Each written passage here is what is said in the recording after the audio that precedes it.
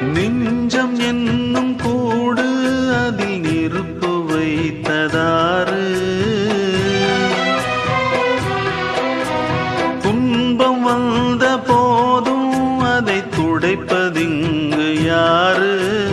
கலங்கும் போது சேரு, அது தெளியும் போது நீரு. கடவுள் போட்ட கோடு அதை திருத்த போவதாறு? வெந்த புண்ணும் ஆறிடுமா?